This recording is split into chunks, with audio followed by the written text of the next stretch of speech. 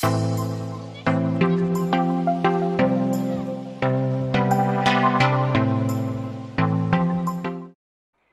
welcome to Career Convos. I'm very excited to be here today with Patrick, who is going to be sharing with us his work experience as a police officer. Thank you so much for coming, Patrick. Of course, my pleasure. Wonderful. Well, why don't you start by giving our audience a little bit of an introduction to your history, your personal work history of how you ended up deciding to be a police officer and a little bit of your background. Okay. So I have a pretty broad spectrum of work history. I've done a lot of different things. Um, I've done everything from being a, a an outdoor guide to being a park ranger to being a mechanic to working construction.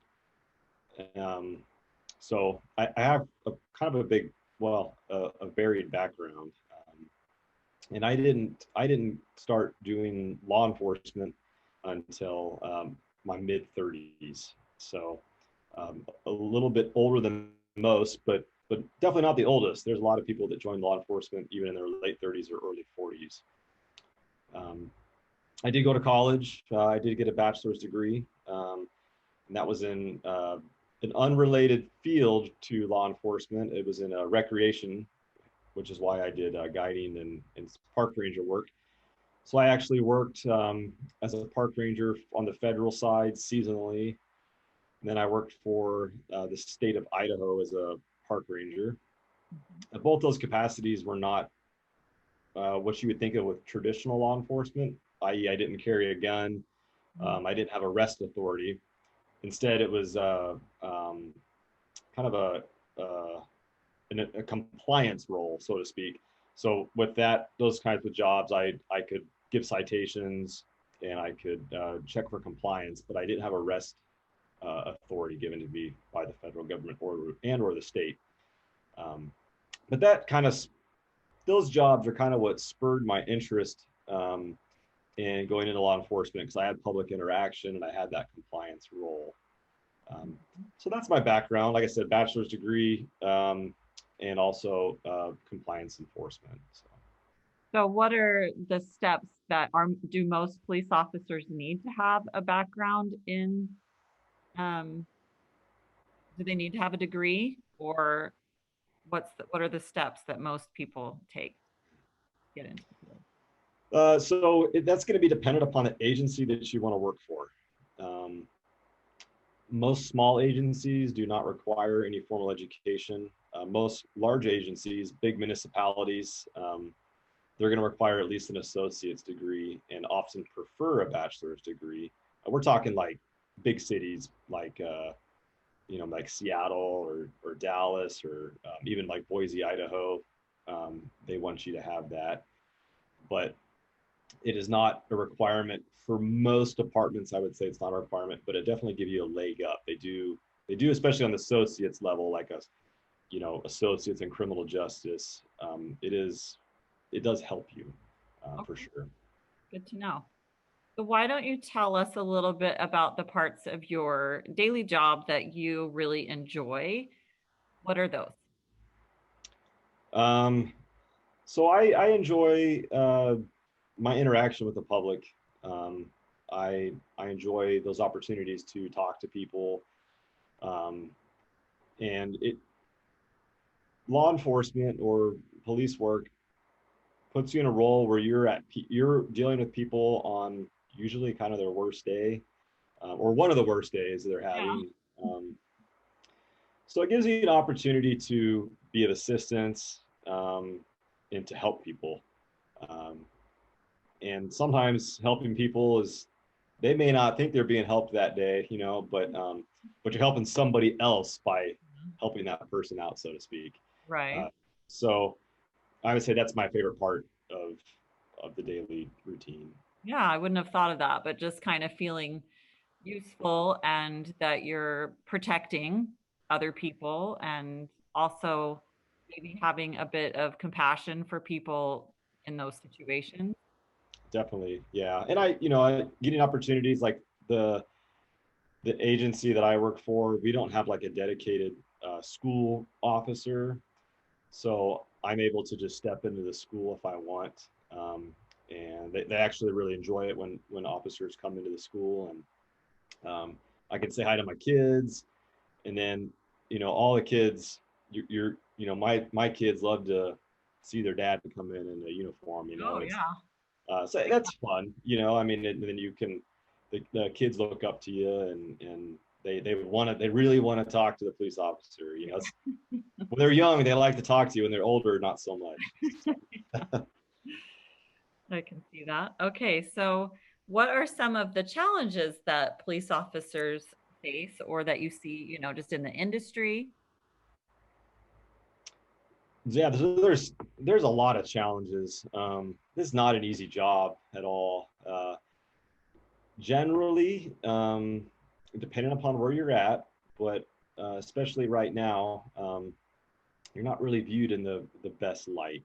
Uh, there are a lot of people that do tell you that they appreciate the work or whatever, but let's get real here. Like, who wants to get pulled over by a cop? Yeah. Like, uh, so you just have to understand that most of your interactions, at least for the first few moments, they're not really wanted. Right. So unless somebody's calling you to come, which does happen, but if you're just doing, uh, especially if you're like if you're running traffic or something like that, like nobody wants to talk to you at that point. Mhm. So yeah, that's tough. There's parts of the job that there's things you have to do that you're not going to be popular for, and you're going to make somebody mad, and that's tough. Um, I'd also say that you see a lot of things in humanity, that opens your eyes, that are tough things to see. Challenging situations, abuse, neglect, uh, just things that the average person is not going to see in their life. And you're kind of forced into that environment. Gives you opportunity to help, but there's honestly, I mean, there's some calls where nobody wins. It's just a bad situation, and it's just part of life. So. Yeah. All right. So, um, what are some of the key things, like maybe activities or things that somebody could do in order to prepare themselves to be a police officer? Or like, what would you recommend them do to see if they liked it? Oh, okay. So just to explore the field, so to speak. Yeah. Yeah. So almost every agency allows you to do a ride along, Hmm. and by far that's going to be the best thing you can do. Um, I didn't know that. yeah, to get experience. There usually are, there's age restrictions on that. Mhm. There's, of course, there can be like waivers and different things like that. There's an approval process, but it's almost always available if you're generally over the age of 18. Mhm. Um, so that's by far like the best thing you could do. Most police work, you got to be 21 anyways to get hired. Mhm. So if you're looking at this career field and you're 18, 19 or whatever, you could call up your local sheriff's office or local municipal police department and inquire about that. It's going to give you the opportunity to talk to the officers, and then actually be on those calls. And it's safe. I mean, they're not gonna put you in a situation that's going to be unsafe. So. Yeah. Yeah, I think Um, that's a great idea. Give you just a little taste and then maybe even meet some people and, you know, see what you feel. So I think that I didn't know that you could do that. So that's great to know. So, do you see any changes coming in police work? um, so the agency that I've been working for has been a little bit maybe behind the curve on some of the technology. Hmm. Um, So, but we are changing. We're now going to new, different software and programming for like your dispatch terminal, like the computer that you'll see in a police car. So there's a lot of new technologies that are coming in, like it. Some of this stuff's been around for a little while, but you can see where all of your other officers are at by just looking out on the map. Everything's in real time. Um, you know, so there's some technology advances that are happening.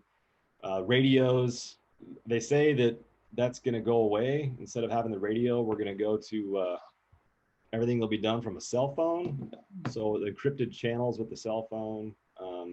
So that's kind of more like the functions of the job, I guess. But as far as maybe like policy and what police officers will be expected to do and to not do, there's definitely a lot of changes happening there just because of the climate of law enforcement over the last, especially over the last 12 to 18 months. Um, I would say that the days of roughing people up or whatever like that, like that's done, and it's a good thing. There's a lot of good things about that. However, there's also a lot of challenges because you're held to a really high standard, which is great. Um, but the general public doesn't always understand when there's a use of force scenario that happens. They don't understand the situation. They don't understand all the things that are involved that lead up to an officer's decision to use force. And I'm not necessarily talking about like with a gun or anything, but if you put cuffs on somebody, if you take somebody to the ground, if you use a taser, if you use pepper spray, all these things are uses of force. And we right now are in a climate where it's going to be heavily criticized. Okay. Um, and I'm not saying that it shouldn't be, because it needs to be looked into and it needs to be make sure that it's done appropriately. But the benefit of the doubt that's been given to officers that they're making the right choice, that's gone at this point. And so with that, legal protection, unfortunately, most agencies are not going to uh, they're not going to pony up the money to protect an officer if he's involved in a use of force scenario that um, may be questionable by the public. So with that, you have to realize that, hey, I might have to spend $50 a month on a legal team. It's like a retainer almost, so to speak. So that way, if you find yourself in a situation and your department cuts ties with you, that you don't lose everything. These are risks that are out there, that you have to understand, that are unfortunately real risks, to officers, that you might be in a situation that might have been completely justified. You might have followed it to the T, but the political climate doesn't really care. So just to be aware of. Right. Right. So just kind of keeping that in mind, that you have to be informed about that and make sure you take the precautions and that you're comfortable with the risk associated with the expectations. Correct. Yeah. And I really do think that most of the time, if you're doing the right thing, if you're staying within policy, um, if you're a if you police because you care, Mhm. you're probably not going to find yourself in that situation. However, you need to be prepared that you may be that way. You may have done everything right. You may have been a great ambassador, and you still find yourself on the wrong side of the situation, and you just need to know that that's a possibility. So, Okay. What are the most important skills, that you can develop in order to be successful as a police officer? I'm sure it's there's quite a few things that go into police work, and maybe it differs based on if you're a detective or what type of police work you're doing. But why don't you just speak to the work that you've been doing and what types of skills have been really helpful for you to either develop or that you already had? What do okay. you say there? So, yeah, police work is, man, you have to wear a lot of different hats and you have to be able to adjust on your feet really quick.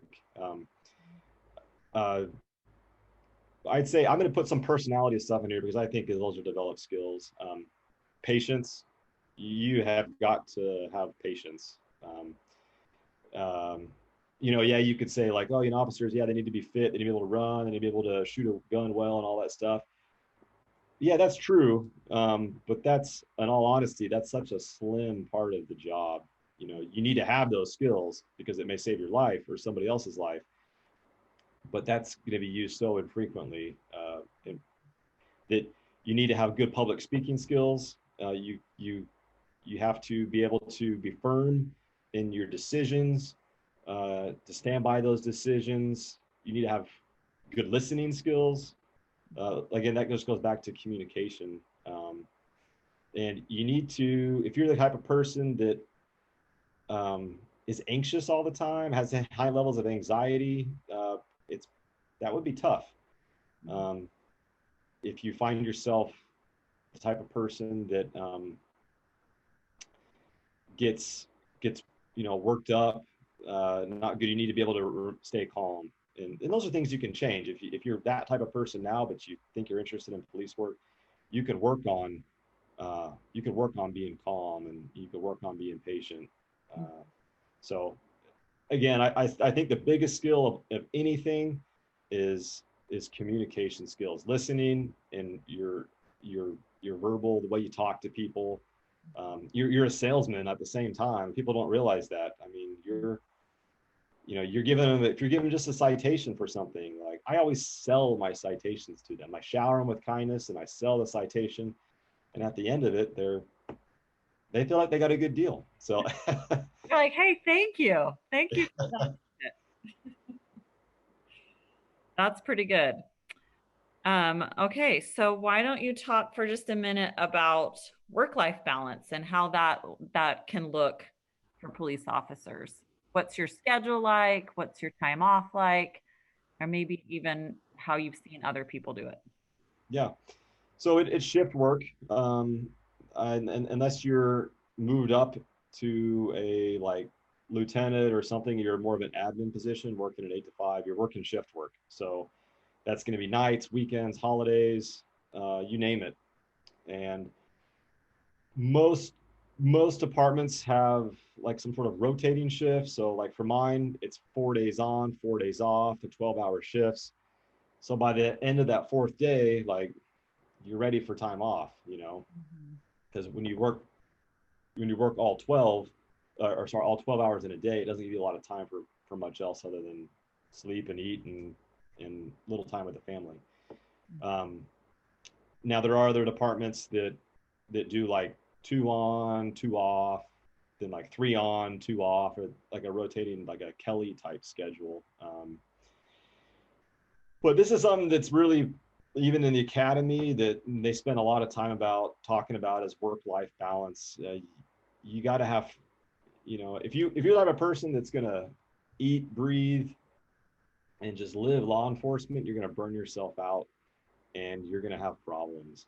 So maintaining relationships outside of work is probably the most important thing. If you have a family, you got to devote that time. Uh, there are opportunities that, like if I'm on shift, like I said, I go into the school and I can see the kids for a minute.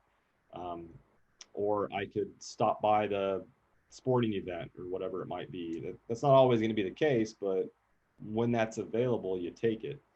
Um, That's funny because I can remember going to sporting events with my kids and seeing a police officer dad stop by. It must have been, and he was in his uniform, must have been. So you can kind of squeeze things in here or there. That's kind of nice. yeah, yeah, you try and squeeze that in. Uh, but like I said, I mean, if you're the type of person that you're like, I can't work on Thanksgiving. I gotta have Christmas off. I can't, unfortunately, it's Is that a seniority thing or it's just always part of the job? that's going to be department dependent. At my department, they like to take a very fair approach to it, and so it's a rotating schedule. And everybody does their part. So the way it rotates, I have like half my weekends off and half I work during the year, and then the holidays usually it's like every other year is kind of how it works. But yes, there are a lot of agencies where it's a pick schedule based upon seniority. So you put in your time, and then you get the better schedule as your career progresses. So Yeah, it almost seems like that would be in some ways easier, but I guess I can see both methods there. So is there anything that you wish you had known about police work before you started? Maybe something that surprised you about it or that you just didn't realize? um, well, I guess I shouldn't say it surprised me because I knew what my pay was going to be. um, but I didn't look into my county, like the longevity pay, like what that would be, and I'm finding out that the room for pay advancement is pretty limited, Mhm, and it's probably not going to be sustainable for someone with a large family. mhm. Um, However, I mean, I that's kind of on me. That's my fault. There are a lot of other, especially big agencies, big major metros that stuff's all laid out. They have like a union and things like that. So for me, it was the pay, but that's just 'cause I didn't do my homework. But other things that I guess as far as the job duties go that I didn't really know about. I can't really think of too many. You knew it pretty well, you think, before you. Yeah, I knew it pretty well. I don't think I was too terribly surprised at any. I don't think I ever had a call where I went to and I thought, yeah, this is not my responsibility. Well, I guess let me. I guess now that I jog my memory. So, I think the thing I wasn't prepared for was getting calls for things that you would think, why in the world would somebody call 911 for that? Like for me, I don't. Well, I always felt like 911 was reserved for, and it should be reserved for like you know emergencies. Big emergencies. And unfortunately, or that's an emergency is what the person deems an emergency to be. Right. So yeah, so I field some calls were over some really silly things. Yeah. And Well, it that's makes again, for a good story, right? yeah, and that's just the patience that comes into that. And so yeah, you will go on calls and you will think, why in the world are we here for this? Funny. Well, I think you shared a lot of information that will be really helpful to somebody that's considering this for one of their paths. And I just really appreciate you being willing to share your experience. It's just one experience, but Yeah, uh, it's a great kind of preliminary resource for people thinking about doing police work. yeah. So thanks so much, Patrick. Yeah. Can I add one thing real Oh, quick? yeah. Mhm. Yeah, I'm sorry. And this was back to um, I think that might have been from the first question, and I don't think I touched on it the way I wanted to. Okay, But go. uh, um, so if you're looking at getting law enforcement, like I said, I joined a little bit later in life. I already had some life experience, but if you're in your early 20s, things that you need to do. Military is a really big thing.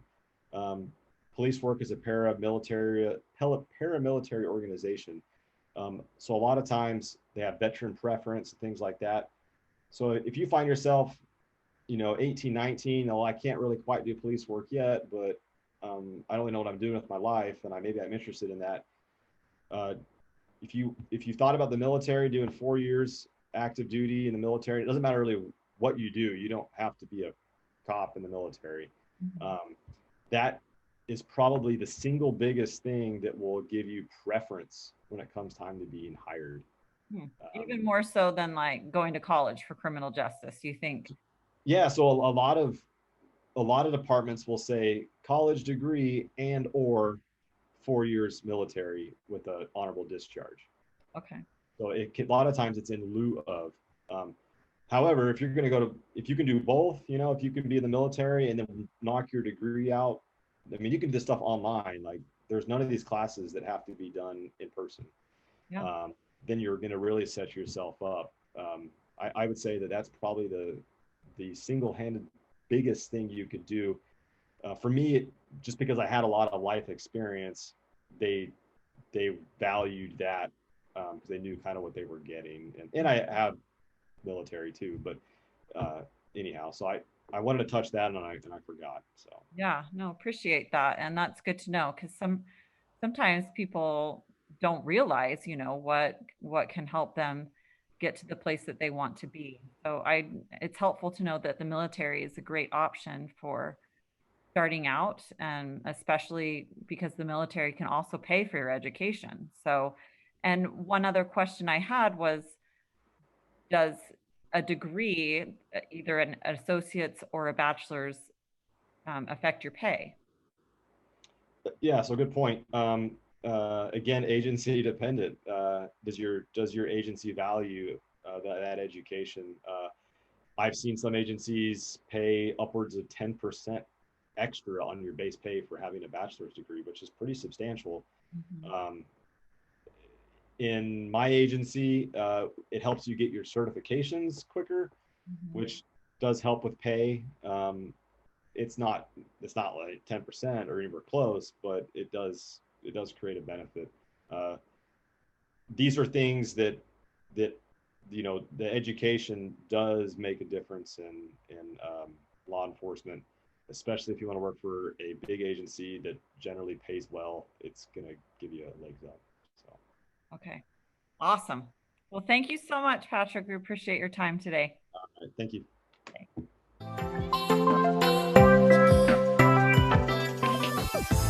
This episode of Career Convos is brought to you by Aligned Ambition. If you're looking for help while preparing to enter the workforce, need tools to build your resume, or are looking for guidance in finding a career path that is a great fit for you and your personal strengths, click on the link in the show notes to learn more about what Aligned Ambition has to offer.